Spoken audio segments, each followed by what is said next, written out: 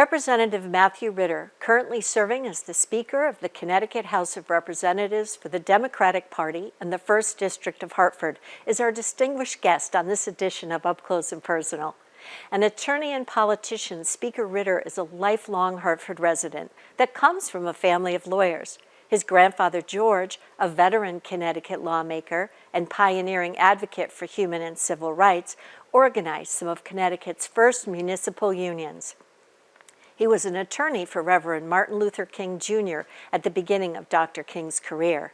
His father is an attorney and former Connecticut Speaker, and his mother a Supreme Court Justice.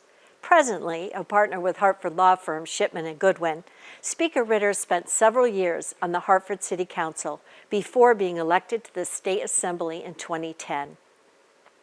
Connecticut House Democrats unanimously elected him to serve as the new Speaker of the House of Representatives, and he was sworn in as Connecticut's 105th Speaker since the state constitution of 1818. Re-elected Speaker in 2023, the chief leadership position presides over the body of the full House. His responsibilities include the control and flow of legislation and committee assignments, and is co-chair of the Legislative Management Committee, who are responsible for operations of the General Assembly. Let's welcome Speaker Ritter and get up close and personal.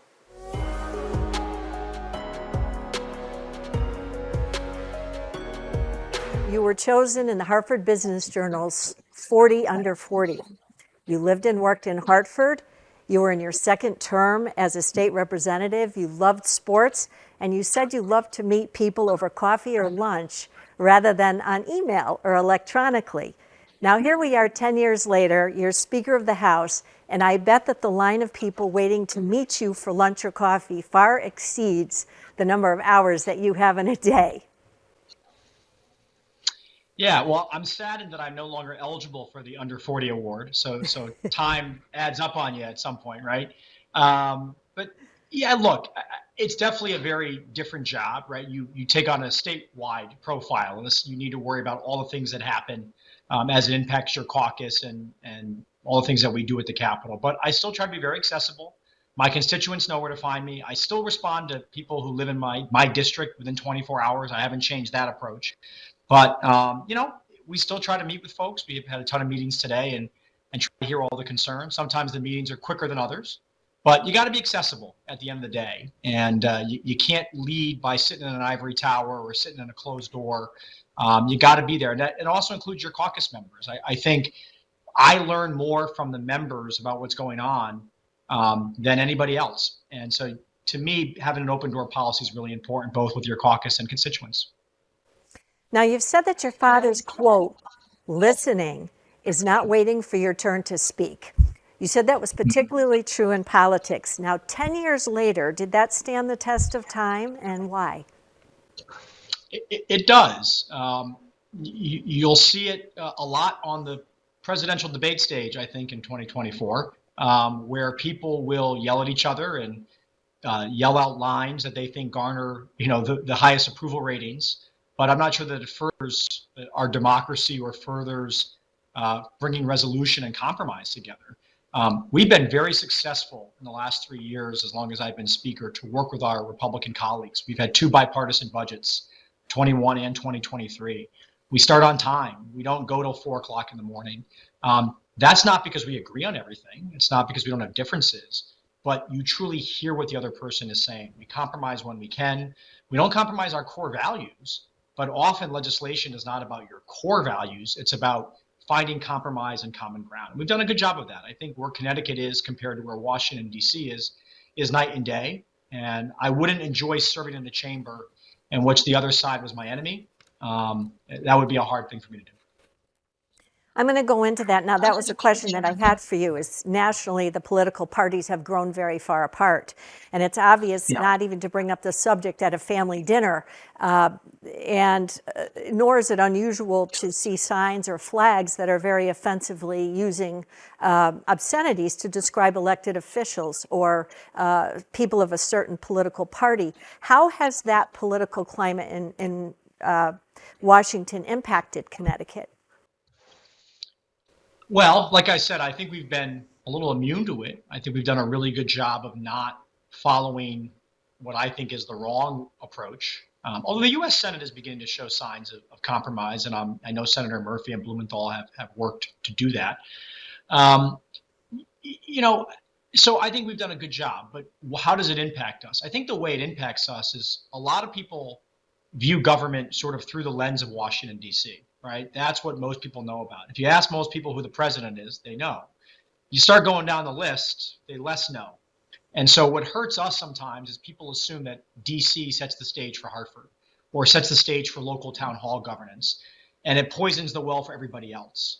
And when I speak to somebody and the first thing they ask me about is something in Washington, I know how they view politics, and that we kind of lost that battle. So all we can do is try to do our very best to work together up here and hope that sends a message. The governor has set a great tone as well. He's been a partner and worked with both sides, and I hope that continues up here. You said that some of the ways as Speaker that you've set those levels of professionalism and respect for offering time to listen to differing viewpoints is also starting on time, not going past midnight, kind of setting the tone, as you said, the governor has for what's working here. Because what I was reading was that if things aren't happening in Washington, then it falls to the states to have to do. Yes, there's no question the state legislature has had to take on more responsibility, whether it be environmental, budgeting, due to some of the changes in DC in the inaction. And so we've gotten involved in issues that I never think we thought we'd get involved in, but for that change. So it's probably made state government more important to a lot of people than it ever used to be. And I can think of reproductive rights in another context, LGBTQ rights in that context here in Connecticut, where the feds are unable to act. The state has to step in.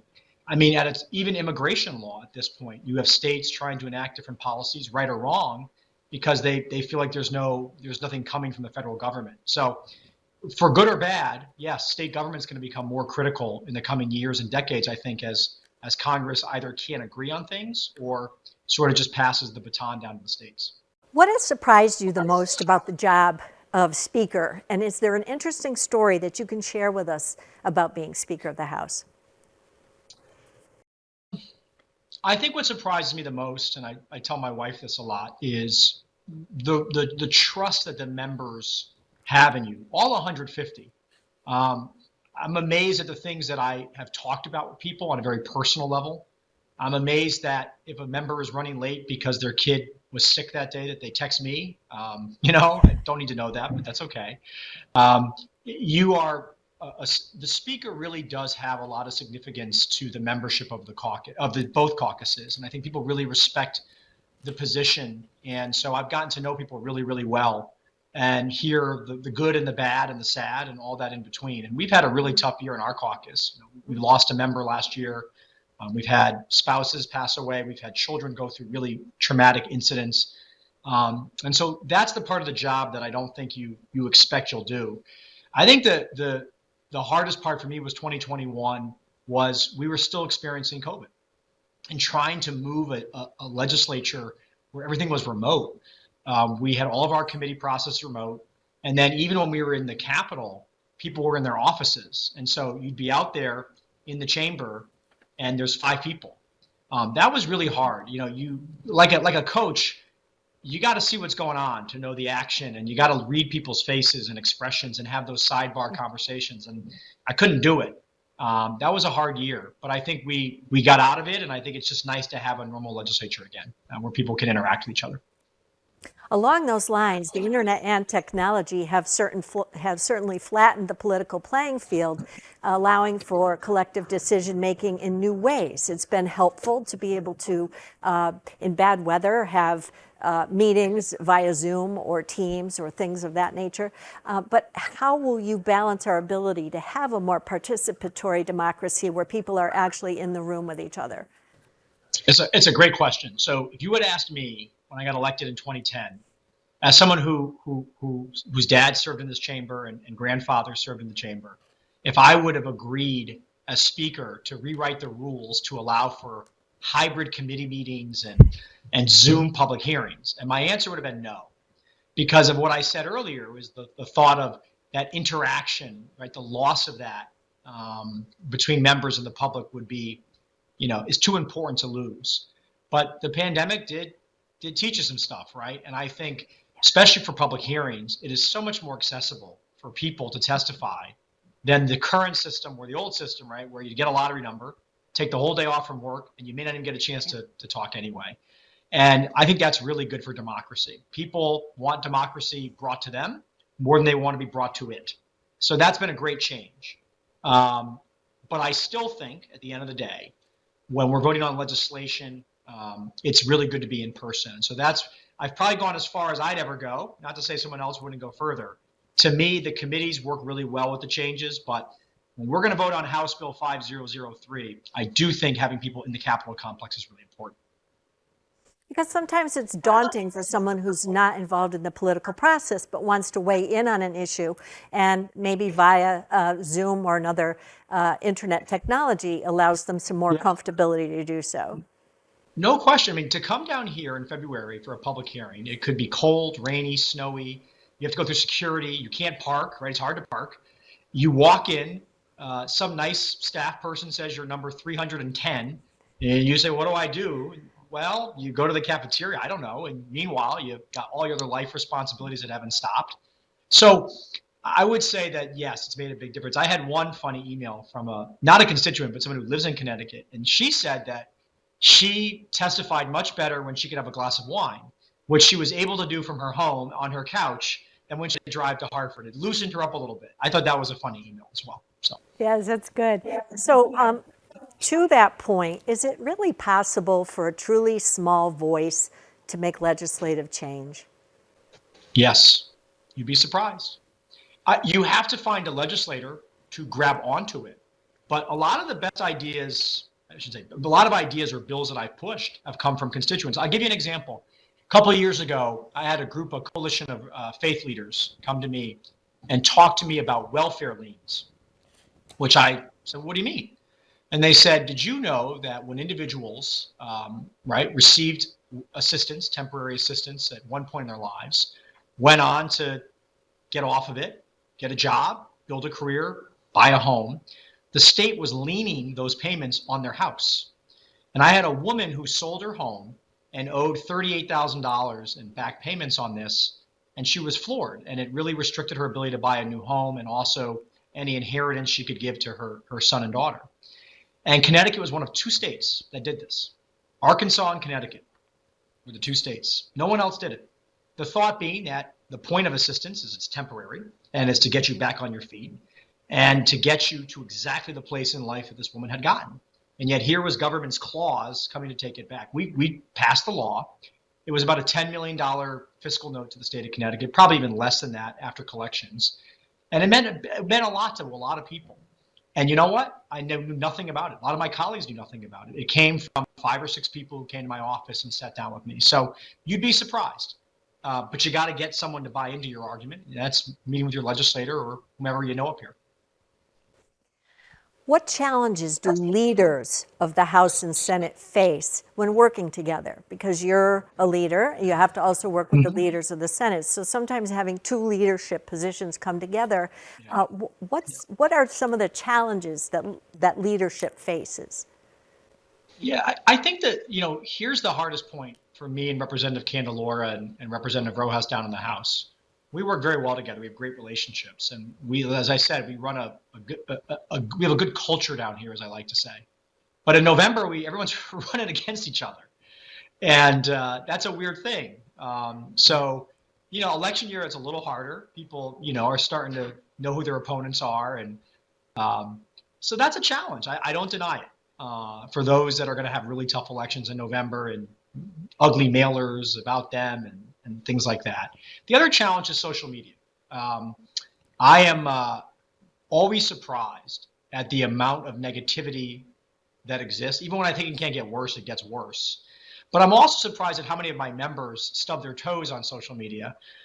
As I tell them, if you post pictures of your family or your pet or UConn basketball, you will offend nobody.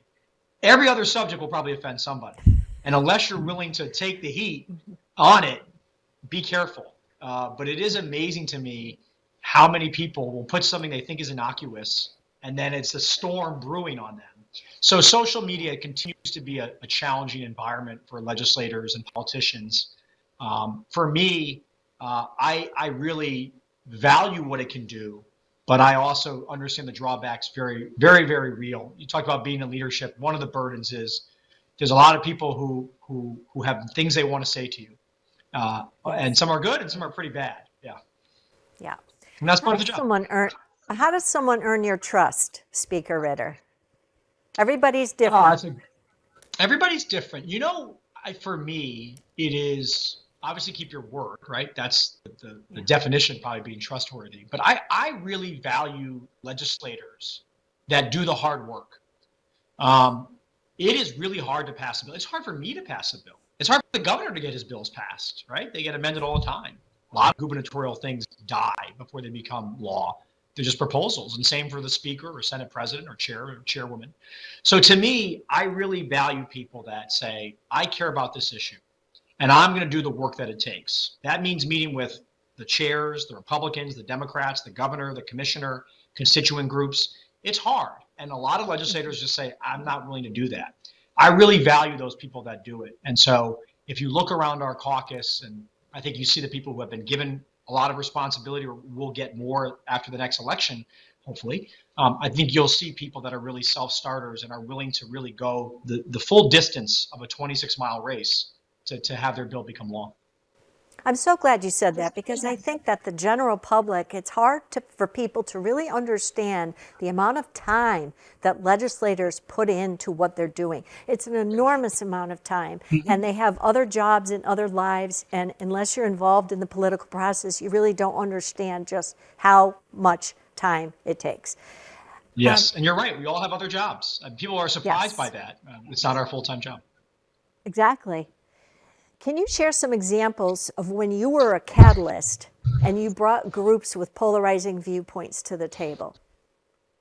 The budget.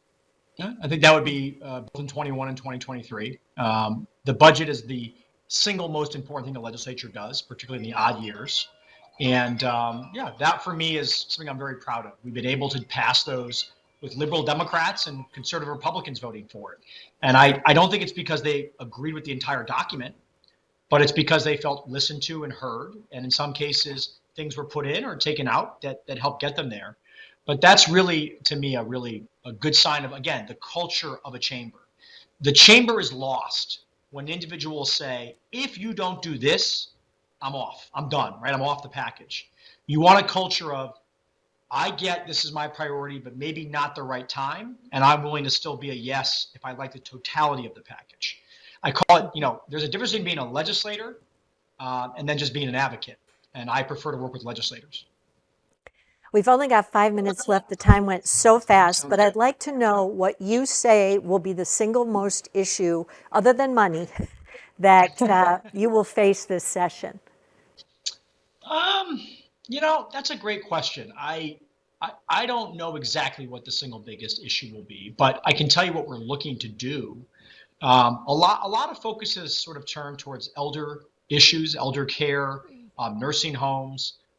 You saw the traveling nurse out in the Willimantic area that was brutally killed.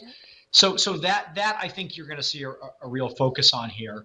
And then, paid sick days is another one that I think's time has come. I think we've fashioned a bill that I think can get the support from our caucus. And the reason I raise it is I have 2 children. My wife works full time. And if my son called right now, or the principal or the school nurse called and said, Jack is sick, you got to come pick him up. I can do that. I could cancel my meetings at both jobs and take Jack and go work from home remotely. And for a lot of people, that's not an option. And I think after COVID, we have to acknowledge that part of being a healthier society, both emotionally and physically, is to let people, when they need it, take a day. And if they're not going to get paid for that day, then they're not going to do it if they really need that paycheck. And they might come to work with the flu, or their kid may have to stay at that school despite being sick. To me, it's really an equity thing. Most employers give their people time off. I would say that. They would say, of course, go get your kid. But for those that don't, the mandate, I think, would go a long way to helping those individuals. Well, thank you for that. Now, 10 years ago, you said that you would like your legacy to be that you cared deeply about the city of Hartford and you cared deeply about the state of Connecticut, and that you made a positive impact on the present and future of both. I would say that you've already achieved that, Speaker Ritter, and thank you for your service and for allowing us to get up close and personal with you today. Well, thank you for saying that. It was my pleasure to join you, and thanks for having me.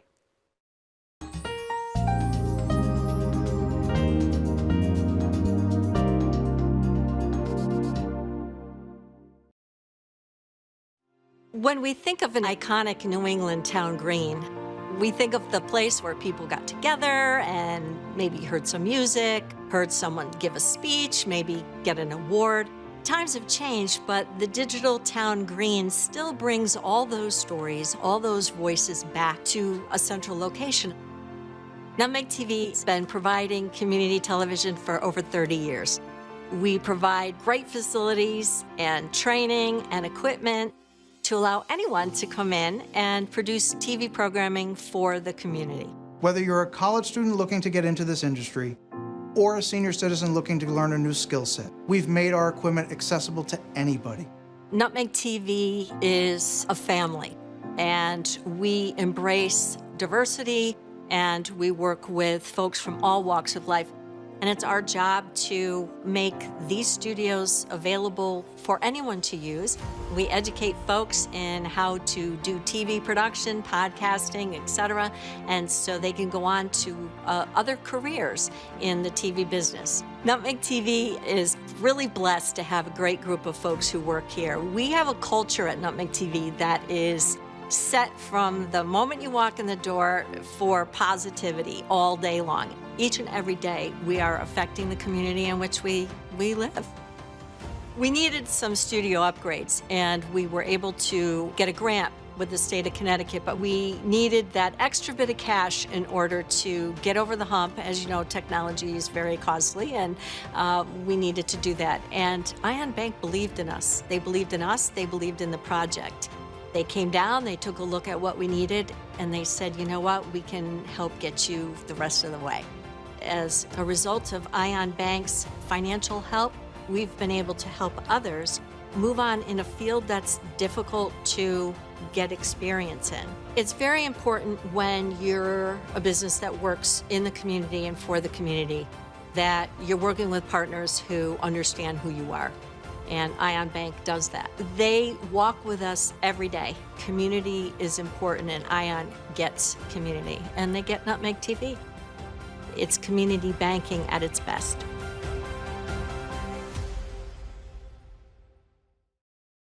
Hi, I'm Jay McCormick, a board director at Nutmeg TV, your local public TV station right here in Farmington. Nutmeg TV has been an integral part of our community for over 30 years, providing a platform for residents to share stories, voice concerns, and celebrate achievements. It's a vital resource that connects us all, bringing countless local events to our TV screens. The topics are limitless and vary from being aware of scams to veterans helping veterans. Nutmeg TV continues to be here for the community. To continue this important work, we're asking for your support through a donation. Your contribution will ensure that Nutmeg TV remains a robust and relevant resource for our community.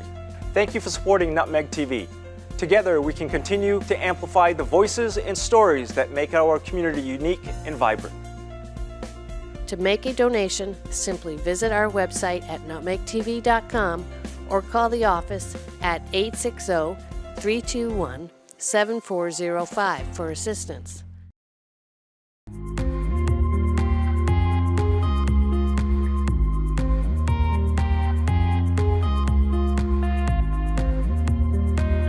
I'm your host, Kurt Barwis. Today, I have a very special guest, Dr. Andrew Lynn. Hello, and welcome to another episode of the Veterans Corner. My name's Chuck Wooden. Decision for ourselves for this week, if we want to be made well. Hi, welcome to the crack of dawn. It's Dawn Lombardi. I'm starting the painting. It's going to be the clips with some water. Love it. He took me on the sets of Lost in Space, Batman. Everybody has a story. What's yours? Until next time.